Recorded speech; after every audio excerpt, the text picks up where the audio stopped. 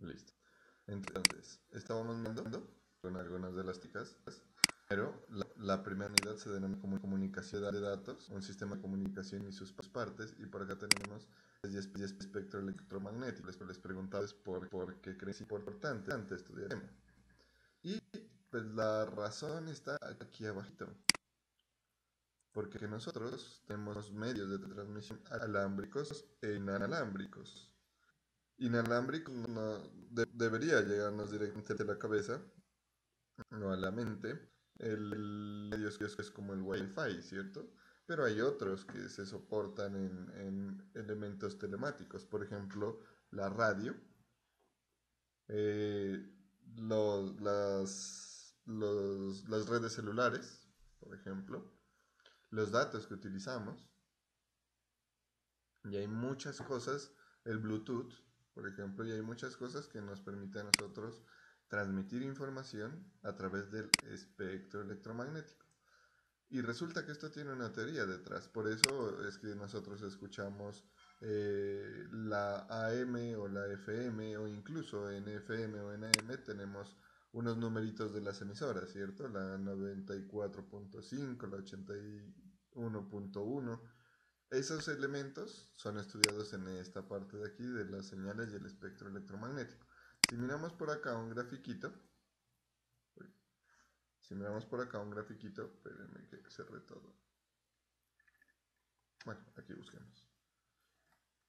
Espectro electromagnético.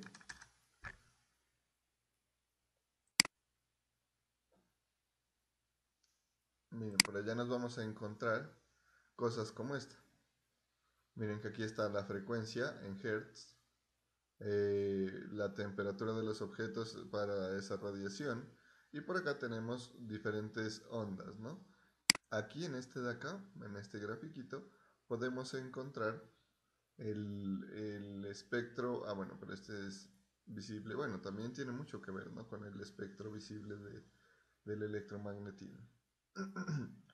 Ondas de radio, busquemos. Aunque bueno, no. Aquí nosotros tenemos ya todas los elementos que hacen parte del espectro, ¿no? Por aquí están ondas que también podemos imaginarnos que aquí están las ondas de radio y diferentes elementos que hacen parte de esas telecomunicaciones. Bueno, ¿qué más miramos por acá? Miramos codificación de datos. Hay dos cosas, ¿no? En la codificación, dos elementos bastante importantes y bastante grandes, que son las señales analógicas y las señales digitales. Ustedes están viviendo, ¿cierto? O ya vivieron, mejor dicho, ese paso de la televisión analógica a la televisión digital. Eh, Resulta que hay un comportamiento bien diferente entre lo analógico y lo digital. ¿Cuál han visto ustedes que funciona mejor, el analógico o el digital? En la tele, por ejemplo, ¿cuál tiene más claridad en la señal?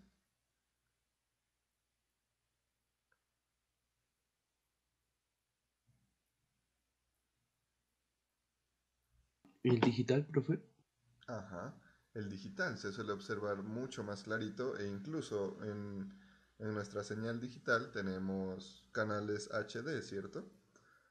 ¿Por qué es esto? Bueno, primero entendamos un poquito lo que son las señales analógicas y las señales digitales. Abramos la pizarra un momentillo.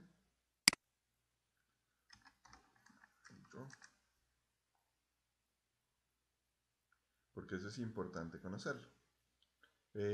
Ustedes tuvieron la oportunidad de,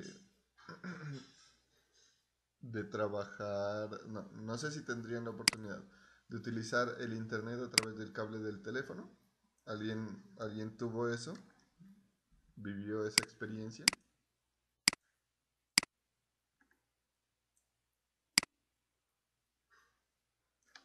Bueno, no sabíamos. Listo, resulta que ustedes han visto, ¿no? En las matemáticas hay unas funciones que nos grafican o tienen una representación gráfica más o menos de esta manera.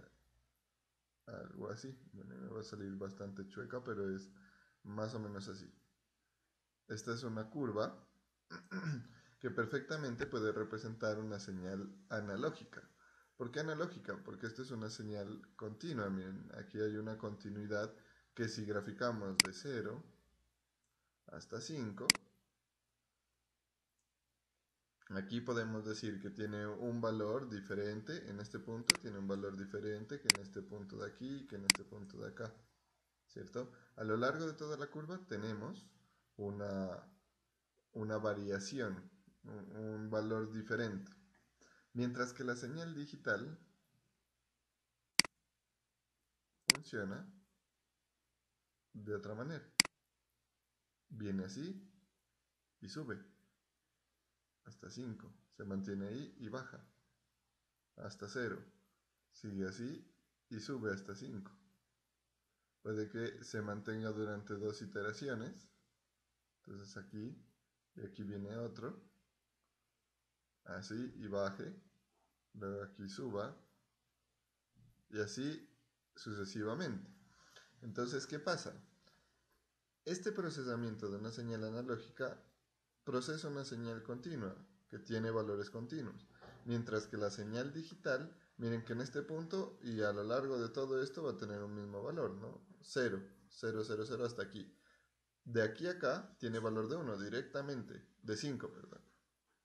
De aquí baja a 0, de aquí a 5, de aquí a 0, de aquí a 5. Y así es como funcionan los computadores. Esto es digital, profe, pero usted había dicho que funcionan con unos y ceros. En efecto, funcionan con unos y ceros. ¿Por qué? Porque este se le asume como un 0 y el 5, aquí es voltios, el 5 voltios se lo asume como un 1. Entonces miren que aquí se procesan unos, bueno, 0, 1, 0, 1, 1, 0, 1. ¿Listo? Entonces, cuando nosotros hablamos de una señal analógica, es una señal que se transmite de esta manera. Y para que los dispositivos electrónicos puedan interpretarla, es necesario que se transforme a esta, eh, que se transforme esta onda continua en una onda digital, digamos. Esta que es análoga, que se pase a digital, y a ese proceso se lo conoce como eh, decodificar o de modular. Bueno, ahí hay conceptos que ahorita los tratamos de manera indistinta, pero luego ya los vamos a mejor dicho, ustedes ya los van a estudiar, porque nosotros decimos el módem, el decodificador, ¿cierto? Eh, bueno, tenemos varios términos que utilizamos para los aparaticos que nos permiten tener internet. Por eso es que nosotros hemos escuchado que, por ejemplo, en Alcosto o en Éxito venden los decodificadores para que nuestros televisores análogos de televisión analógica sigan funcionando con televisión digital. ¿Por qué? Porque el decodificador obtiene la señal digital, la transforma a analógica para que nuestros televisores la entiendan. Bien, muchachos. Esta parte, ¿tienen alguna duda o es claro para ustedes esos elementos, ese proceso?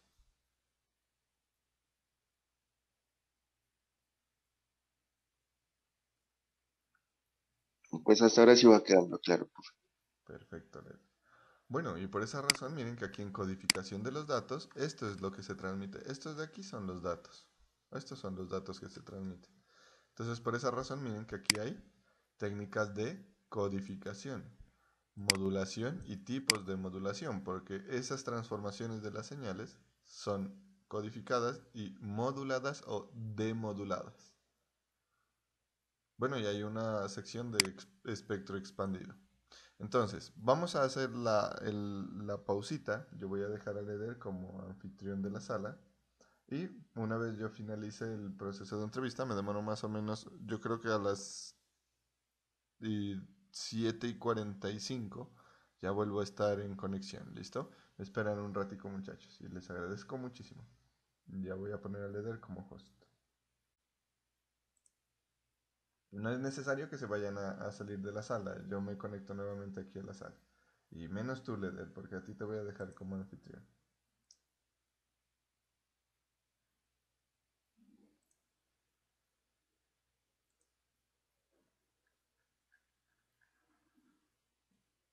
Listo, Leder, ahí tú ya estás como anfitrión. Entonces yo voy a dejar de compartir y me conecto en un momentico, muchachos. Listo.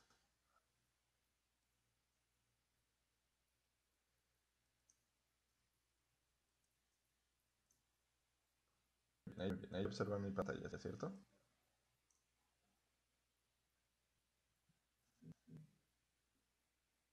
Sí, profe, sí, sí.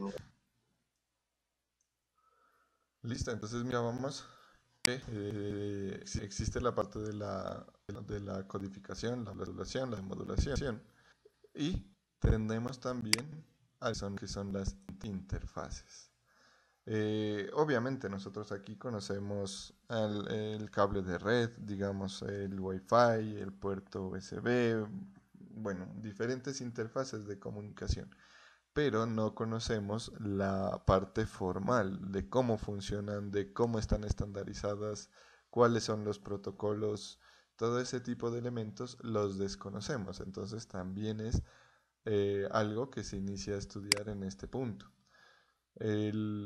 Por ejemplo, nosotros cuando tenemos internet, no conocemos que tenemos una dirección IP, por ejemplo. Y acá, si yo entro aquí a mi centro de redes y recursos, yo puedo observar que en mi tarjeta de red tengo varias propiedades. Y entre ellas, por aquí me aparece eso, miren, dirección IP. Aparecen otros elementos, la máscara de subred, la puerta de enlace, el servidor de HCP, el servidor DNS, que miren que para nosotros eso es transparente. Ni siquiera nos damos por enterados de que esto se configura cuando nos conectamos a la red. Y todo esto hace parte de la teoría pues, que se estudia en telemática. Entonces tenemos los modos de transmisión y las interfaces B.24 y EIA 23.2F, que estos son estándares, ¿no? Estándares de interfaces de telecomunicación. Aquí viene algo bien importante en la unidad 4, que es los protocolos y la arquitectura. Y este modelo o este nombrecito que hay aquí lo van a escuchar con altísima frecuencia. Eh, en este caso, por ejemplo, existe algo que se denominan los protocolos. Ustedes han visto, ¿no? Por ejemplo, en GoDaddy, en esa publicidad de YouTube, suele aparecer que GoDaddy da el certificado SSL, ¿no? Y nosotros lo verificamos, por ejemplo, miremos Bancolombia. Bancolombia. Ah, bueno, este no es. Bueno, igual aquí lo podemos ver.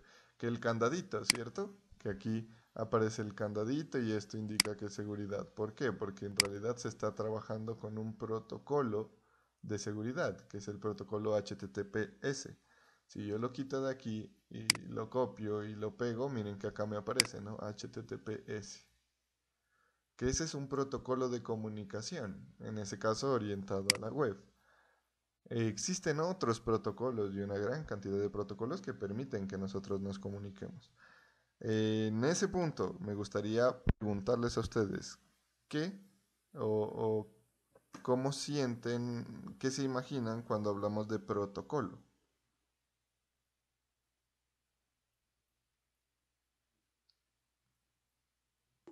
Como unos pasos, ¿no sería? Unos pasos, ajá. Una forma de comunicarse, unos elementos que va a tener esa interacción, más de comunicación, interacción. Entonces, una forma de interactuar, unos elementos de interacción. Entonces ahí nosotros vamos a tener eh, diferentes cosas. No es lo mismo y nosotros vivimos diariamente, vivimos los protocolos. Por ejemplo, cuando vamos a comprar a la tienda. Cuando vamos a comprar a la tienda, nosotros sabemos que llegamos, le decimos al vecino a vender, el vecino sale, le decimos qué nos va o qué necesitamos. Él, él nos dice eh, los elementos o el precio o qué disponibilidades tiene, nosotros aceptamos o rechazamos y ya nos entrega el producto, nosotros entregamos el dinero. Ese es el proceso, ¿no? Ese es el protocolo para comprar en la tienda del vecino o de la vecina. Pero ya cuando vamos a un centro comercial o a un supermercado de superficie como el Éxito, el Alcosto, Jumbo, bueno, cualquiera de ellos, el protocolo cambia. Vamos a hacer lo mismo, pero cambia el protocolo. Vamos, por ejemplo, al Alcosto y nosotros no tenemos a alguien que le digamos, vea, necesito este producto, sino que nosotros entramos y buscamos el producto, ¿cierto? Y ya es un protocolo porque es entendido para todo el mundo. Todo el mundo sabe que en ese lugar vamos a hacerlo de esa manera. Vamos, recolectamos los productos que necesitamos. Ya cuando recolectemos los productos que necesitamos, nos dirigimos a la caja, en la caja nos hacen la suma y ahí en la suma ya entregamos el dinero y salimos. Miren que cambia el protocolo. Otro elemento de los dos protocolos es que vamos a pagar con los colombianos, ¿cierto? Entonces miren que ahí hay muchas cosas que nosotros tenemos en cuenta para la comunicación. Uy. Pero eso así en un ejemplo cotidiano.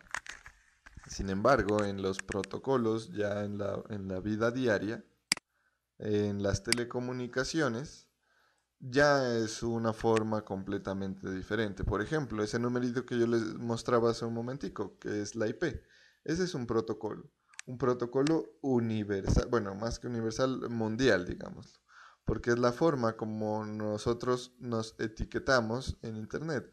Por eso IP, y esto es una sigla, Internet Protocol. El HTTP o HTTPS que mirábamos acá arribita es Hypertext Transfer Protocol Security, es decir, un protocolo de transferencia de hipertexto seguro. El HTTP también, bueno, y existen muchos protocolos más. Ahora bien, nosotros en telemática tenemos, uy, he cerrado la pizarra.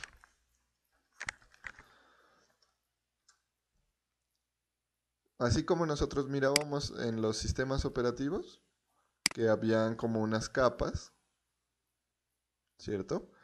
Nosotros mirábamos que habían unas capitas, que por acá está el hardware, por acá el sistema operativo y por acá estaba el usuario. Resulta que en telemática o en las redes hay una distribución similar que se denomina el modelo OSI.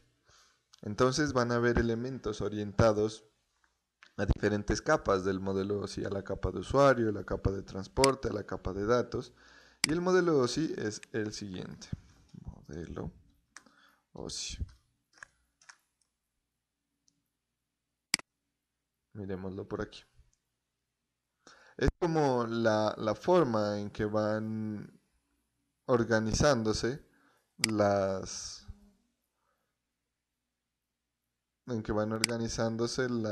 cosas dentro de la red.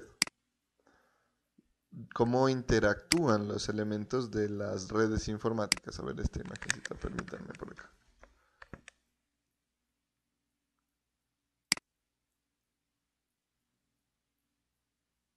Listo. Entonces miren, estas son las diferentes capas. Entonces está la capa de aplicación, la capa de presentación, la capa de sesión, de transporte, de red, de conexión de los datos y la capa física. Así es como se describe las telecomunicaciones. Existen varios protocolos y procesos de aplicación que, por ejemplo, aquí en la primera capa de aplicación, aquí nosotros observamos al usuario, un computadorcito y el navegador. Miren que este es como los elementos ya de último punto, ya donde los usuarios interactúan directamente. Y aquí hay unos protocolos. Está el DNS, bueno, está también la World Wide Web, que es la www. Lo que les decía, HTTP, peer-to-peer, email, POP, SMTP, Telnet, FTP. Aquí, bueno, hay unos orientados, por ejemplo, al correo electrónico, a la transferencia de archivos, que todos estos están a nivel de aplicación. Luego viene la capa de presentación. ¿Qué es la presentación? Poder entenderse entre dos elementos, poder interactuar, poder entender. Entonces, por ejemplo, acá está la representación y encriptación de los datos. Aquí en presentación es donde se encriptan los datos. Ustedes han visto, ¿no? En WhatsApp que dice encriptado de punta a punta, pero nosotros no lo vemos. No lo vemos porque está una capa más abajito, una capa más abajo de la aplicación. Si se han fijado, ¿no? Que en WhatsApp dice encriptado de extremo a extremo, ¿sí? Sí, profe. Exacto, pero nosotros decimos, bueno, aquí dice que está encriptado, pero yo no he visto encriptado. Es porque no hace parte de la capa de aplicación, no hace parte de lo que miramos los usuarios. Eso hace parte de una capa denominada presentación. Y eso está un pasito más abajo. Si nosotros hiciéramos un monitoreo de la red y un escaneo de la red, por ahí podríamos mirar los paquetes de datos que transfiere WhatsApp. Y por ahí nos vamos a dar cuenta que nuestras conversaciones o los mensajes que enviamos a las personas no están así como los escribimos, sino que por ahí en los escaneos de red aparece unos mensajes encriptados, un montón de caracteres raros. Eso es debido a ese proceso de encriptación. Ustedes, por ejemplo, ya van a mirar en un par de semestres, van a encontrarse que no siempre las redes son seguras y que ustedes mismos pueden conectar su computador y escanear los datos que está transmitiendo sus familias, por ejemplo, si están en su casa o si están en esas redes, por ejemplo, en los puntos de Wi-Fi gratis, ¿no? Si se han fijado que en las ciudades hay unos elementos o unos puntos de internet gratuito y también hay cargadores para los celulares. Unos con un cosito morado, un letrerito morado. ¿Sí los han visto? Ah, sí, profe, sí. Eso. Uno suele conectarse de manera desprevenida ahí, pero lo que no tiene en cuenta es que puede que alguien se conecte no con el fin de usar, sino con el fin de monitorear, de escanear los datos. Entonces usted ahí ingresa, por ejemplo, a su Nequi y por ahí si no se van encriptados, pues pueden mirarle diferentes cosas. O que ingresa a su Facebook, la clave del Facebook, por ejemplo. Aunque bueno, esos datos suelen transmitirse, transmitirse de manera segura. Pero miren que ahí eh, hay un riesgo, ¿no? Lo mismo cuando llegamos a un centro comercial y nos conectamos a la red, que suele ser abierta. Esa también es un riesgo que nosotros tenemos. ¿Listo?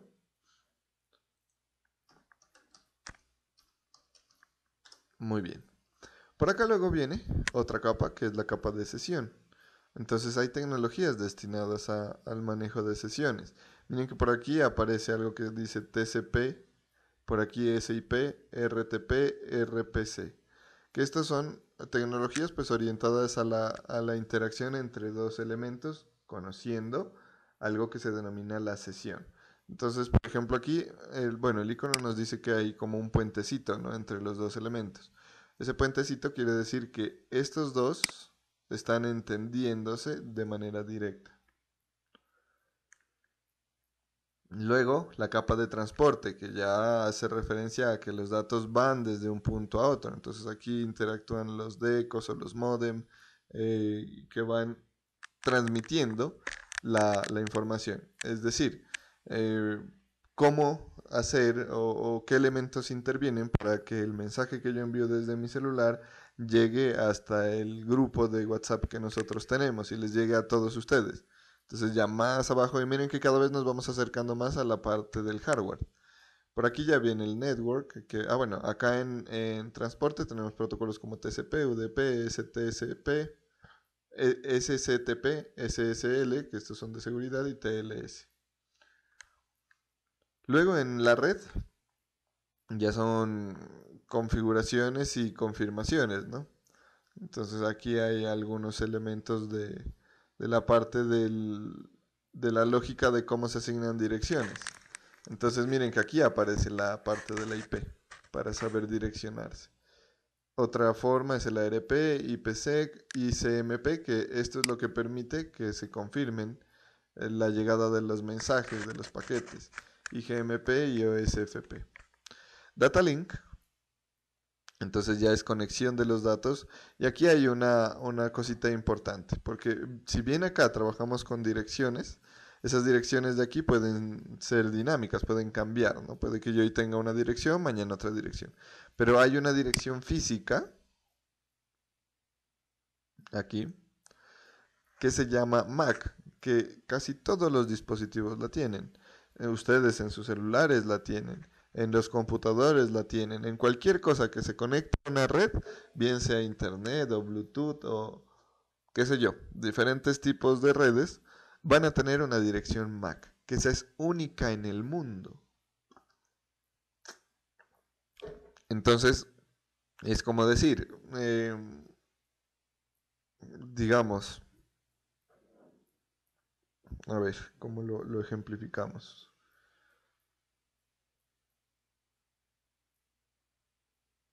Ya, por ejemplo, para identificar un vehículo. Para identificar un vehículo, digamos que la dirección IP, que puede cambiar, es, por ejemplo, la ubicación, ¿no? ¿Dónde está ubicado el vehículo? Ah, no, está enfrente de la puerta del costo. Ahí está. Y al otro día, ¿dónde está el vehículo? Está en el terminal. Y al otro día, ¿dónde está el vehículo? Está en el batallón. Esa es una dirección que cambia. Pero hay una forma de identificar el vehículo que no cambia nunca. Por ejemplo, la placa o el número de chasis o el número de motor. Eso nunca cambia. Entonces, esa es como la dirección física, que nosotros la tenemos en diferentes dispositivos. Y por último, ya en la parte final, está la capa física. Hay unos protocolos, digamos, y unas normas que nosotros seguimos en la capa física, que aquí hay unos cablecitos, pero también entra ahí la red Wi-Fi, que es esta de aquí, la 802.11. Ese es el estándar de la red Wi-Fi, que es cómo se deben comunicar. Por ejemplo, ustedes se han fijado en el cablecito de red. ¿Qué han notado en el cable de red que les llame la atención?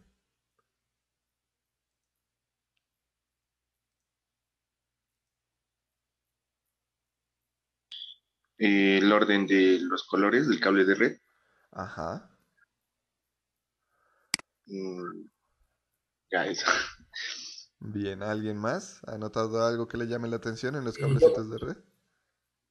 ¿Yesid? ¿Sí se me escucha? Sí, ¿no? Sí.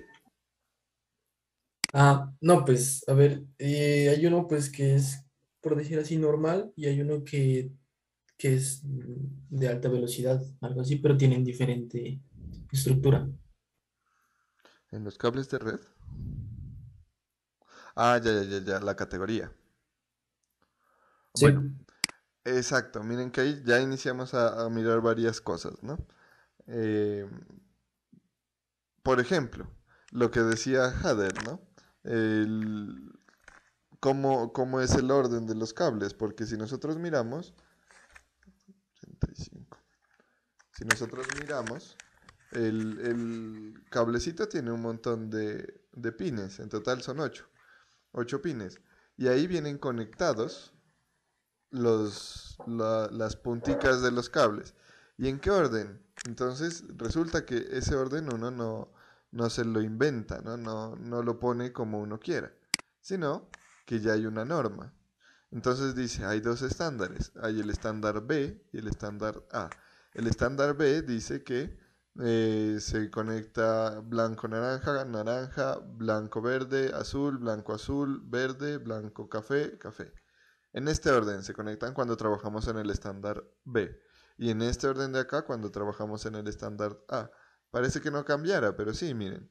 Acá en el uno estaba blanco-naranja, acá en el uno blanco-verde. Entonces, ¿y por qué esto? Precisamente para evitar esas incompatibilidades que digamos, ah, no, pero yo los voy a organizar a mi gusto. Entonces primero naranja, luego azul, luego verde, luego café, luego verde, naranja, verde, blanco, verde, azul y verde, café. Eso es como yo quiero conectarlo, pero pues eh, si ya usted intenta comunicarse con otro aparato, no va a poder. Pues de pronto existe la probabilidad de que sí, si los cables coinciden en punta y punta, pero puede que le quede fallando. Y esto es necesario para tener un estándar, para saber entre todos cómo organizar las cosas. Y había una cosa también que se debe tener en cuenta. Resulta que tarjetas de red.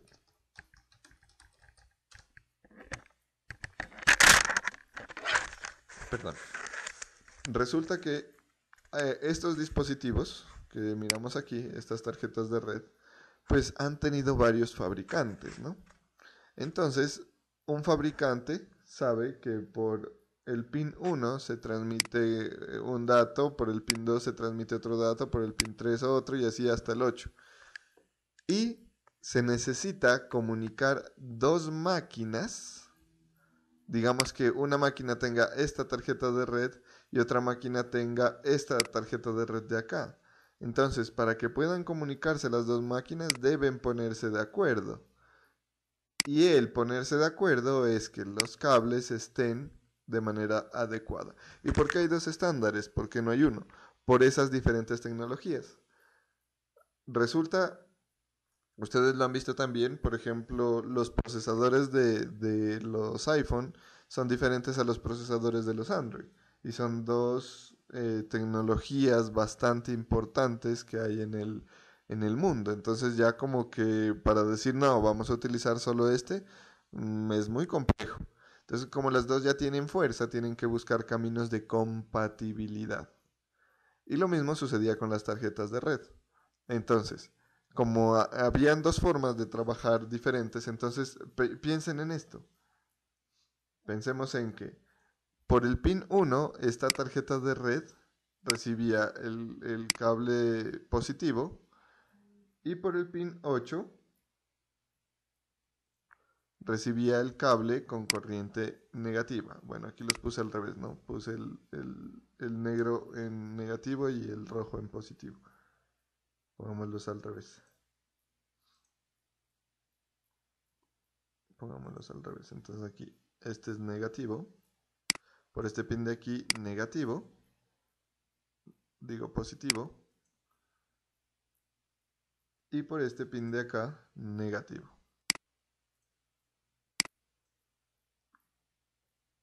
Listo. Y esta tarjeta de red de acá al revés. Digamos que aquí viene negativo y acá positivo.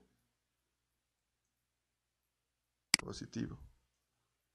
Entonces, cuando iniciaban a comunicarse, si yo conecto directamente este cable, si conecto directamente este cable de aquí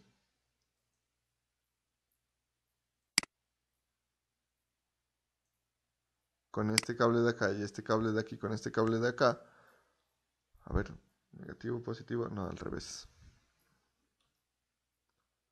Negativo con negativo. Negativo con negativo me hace el corto. Uy.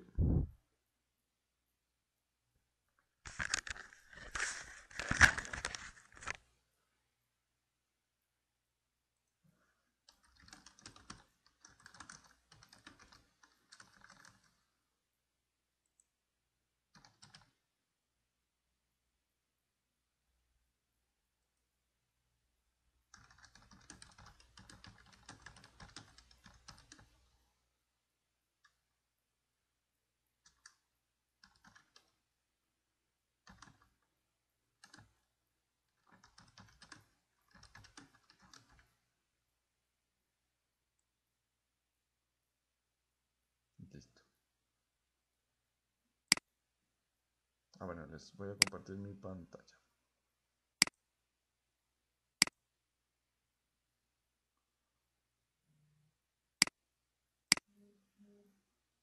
Listo, estábamos haciendo por acá unas lineecitas, ¿cierto?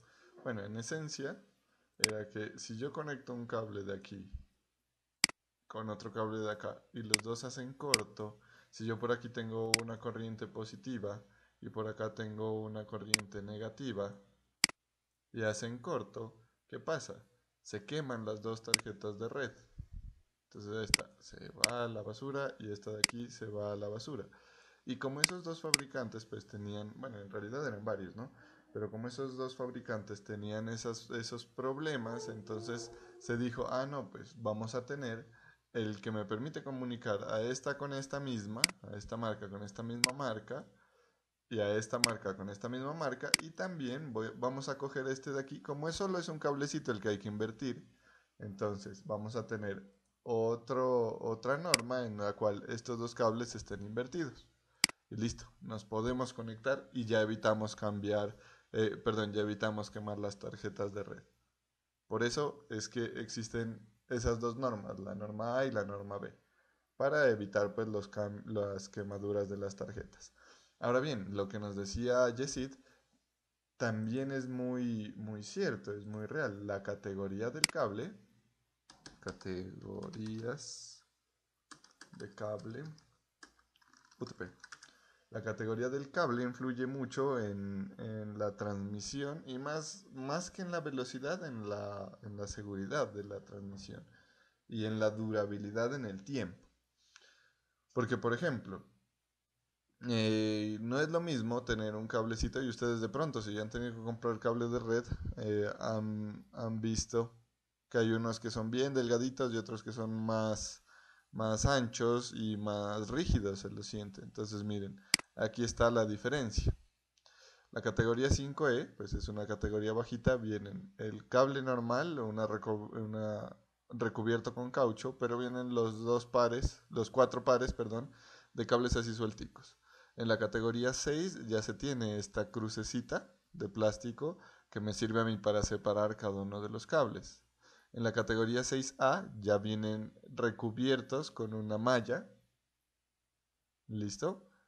Y en la categoría 7 viene el encauchetado y recubiertos con un papel aluminio y vienen los pares trenzados pues separados. ¿Eso qué me permite a mí? Mejorar la velocidad. Sí se mejora, ¿por qué? Porque resulta que las redes eléctricas o bueno, los cables de red son afectados por otros campos, ¿no? Como por aquí se transmite corriente, por eso es cable, ¿cierto? Se transmiten pulsos. Entonces, si yo a un pulso le coloco una red eléctrica por ahí cerca y estoy transmitiendo pulsos por ahí mismo, por el mismo punto, por la misma parte, entonces obviamente el campo magnético que genera la red eléctrica me va a afectar a la red de datos. Entonces, entre mejor aislado esté, va a ser más eficiente la operación del cable y también pues se recomienda obviamente que esas dos redes no vayan juntas, pero, pero también pues se mejora la confiabilidad y la durabilidad. En los puertos también se mira. Yo no sé si ustedes hayan tenido oportunidad de mirar el puerto. Cable categoría 7. Por ejemplo, para el de categoría 7 es diferente. Es más, ustedes también han visto unos terminales, digamos, unos puerticos de estos son los terminales RJ45, que son plásticos, algunos otros son metálicos, ¿cierto? Eso también influye mucho en la durabilidad y en la seguridad de la transmisión. No encuentro aquí velo, este es. Miren, el cable de categoría 7 no es el RJ45 normal. Ya cuando va a la red es así. Entonces hay varias cosas que, que influyen, ¿no? Y sí, pues en efecto puede que mejoren velocidad, resistencia, durabilidad, confiabilidad de la conexión. Por ejemplo, a mí me pasó aquí en mi casa, cuando instalaron el internet, el operador de Claro pues me dejó instalando 2 puntos de red. Y ellos, obviamente, ellos no van a colocar un cable de red pues de alto costo, sino que colocan un cable de red barato, digamos, de estos que mirábamos, de los delgaditos, de estos de acá, ¿dónde está? De este, de categoría 5. Entonces, pues obviamente yo conecté y desconecté un par de veces ese cable y ya se partió. Entonces, eso le quita confiabilidad a la red.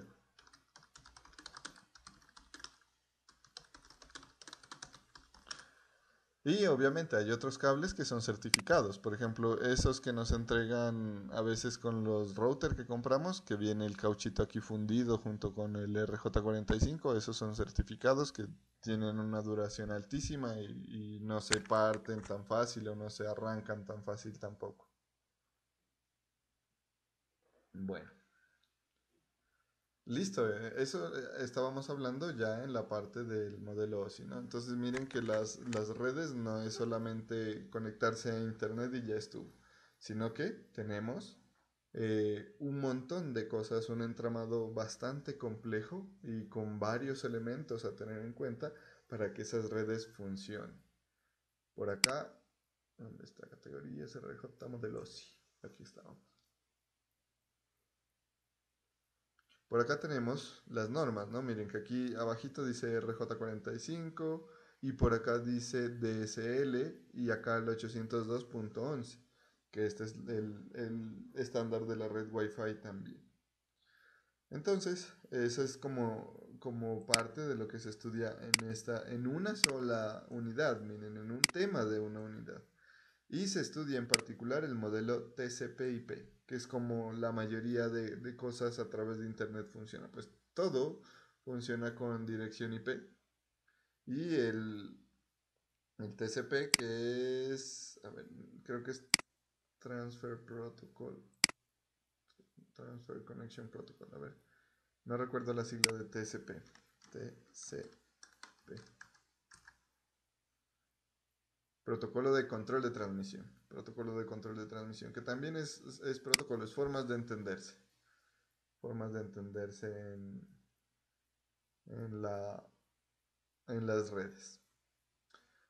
Entonces, esto se estudia en esta parte de arquitectura. Miren que se tiene que comprender varias cosas. El día de mañana pues vamos a hacer también, recuerden que los viernes estamos haciendo algunas cositas prácticas para que podamos apropiar estos elementos.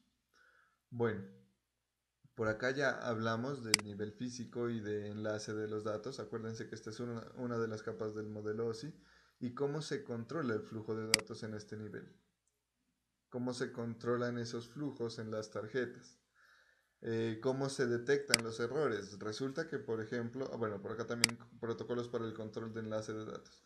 Por ejemplo, nosotros, y creo que a ustedes les puede haber pasado, ustedes, por ejemplo, han iniciado a descargar un archivo y se les ha ido el internet. Sí, profe. Luego, cuando llega el internet, pueden seguirlo descargando, ¿cierto? A veces. A veces, No. Sí, algunas profe, a otras veces, veces no. toca volver a empezar la descarga. Ajá, y cuando no se puede seguir descargando, el computador le dice a uno, ¿no? Error, ¿cierto? Pero resulta que eso no sucede así de la nada tampoco. El control de flujo me permite a mí ese a veces, que a veces sí puedo seguir descargando, me permite a mí que, por ejemplo, ¿cómo se controla el flujo? Resulta que yo tengo todo este paquete de datos por transferir. Todo esto. Entonces, ¿qué hace el control de flujo? Dice, ah, bueno, usted pesa tanto, yo voy a transmitir pedacitos de tanto por tanto, de tantos datos. Bueno, dice, transmitamos. E inicia la transmisión. Y viene este de aquí, viene este de acá, viene este de acá. Bueno, ya inician a transmitirse todos los paquetes. Pero resulta que cuando lleguen acá, alguien tiene que ordenarlos. Como ustedes saben que se transfieren bits, esas son cadenas de unos y ceros. Entonces viene por aquí 1, 0, 0, 1, 0, 0, bueno, infinitos números, bueno, infinitos no, pero una gran cantidad de bits de unos y ceros. Entonces debe haber alguien que se encargue de ensamblarlos, de controlar cómo es que están fluyendo esos datos desde un lugar al otro. Entonces viene esta primera secuencia, luego dice, usted se ubica acá abajo, luego usted se ubica acá, luego usted se ubica acá, y los va ordenando. Entonces esos protocolos de control o esos elementos de control son los que se aplican para poder ordenar. Y bueno, y si en un momento perdí la conexión, entonces él sabe, yo quedé en este paquete de aquí. Este me quedó cortado. Entonces cuando me conecto, vuelvo a pedir ese que me quedó cortado y continúo con mi secuencia. Eso se estudia en esta parte de aquí. Cómo se controla ese flujo de datos. Detección y control de errores. Entonces, por ejemplo, bueno, en redes hay muchas cosas, ¿no?, que pueden suceder. Y por ejemplo, ¿cómo controlar que el archivo llegó completo? Que no sé, que uno como estamos descargando, ¿cierto? Estamos descargando de internet. Y supongan que esto está en China. En China. Y esto viene aquí a Colombia. El camino de China a Colombia pues tiene una gran cantidad de cables, una gran cantidad de sitios, de modems, de access point por los cuales debe pasar. Y puede que en uno de ellos, uno de los bits se me deforme. Se quebró uno de los cablecitos o bueno, el modem está fallando, etcétera, etcétera, etcétera. Puede que uno se me deforme, que se me dañe, que no llegue completo. Entonces, ¿qué se hace? Del lado de acá, uno dice, bueno, cuando me enviaron este paquete, por aquí me dijeron, hay unos elementos que se suelen llamar los checksum. Me enviaron el checksum, CHS, checksum, que dice que al sumar yo todos los bits o hacer unas operaciones de todos los bits, me debe dar 100, por ejemplo. Entonces yo ya tomo todo lo que llegó y lo sumo, a ver cuánto me da a mí. Me dio 98. Algo pasó, porque en el checksum me dice que debería darme 100, pero a mí me dio 98. Este paquete está deforme, no está bien. Listo, y eso se controla, porque nosotros debemos tener los paquetes tal cual como los solicitamos. E incluso algunas veces es posible que aquí en el cliente se reconstruyan. Eso es lo que intenta hacer, por ejemplo, Zoom.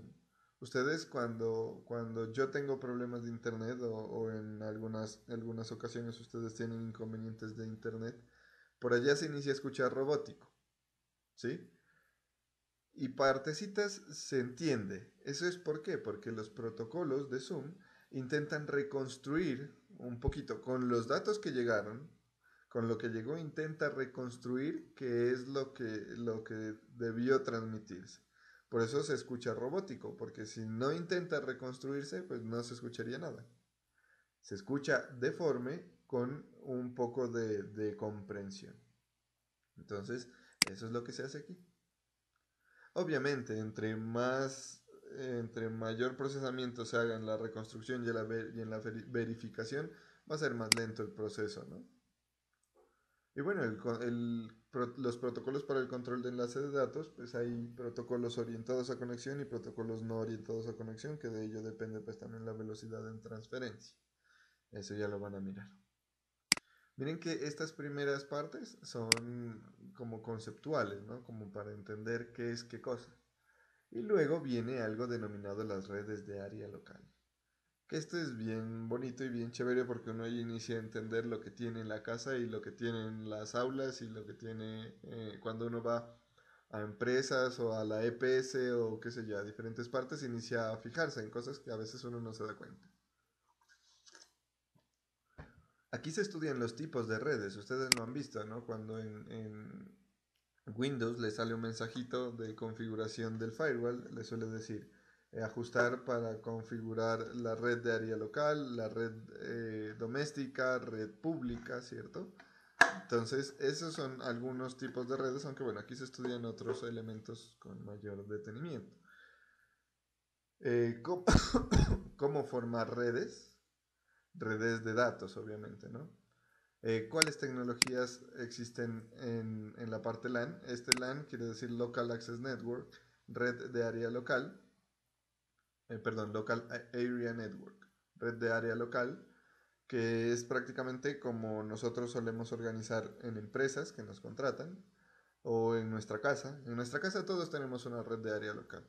Pero yo no tengo cables, puede que digan ustedes, no, pero tiene su Wi-Fi y todos se conectan a través de ese Wi-Fi.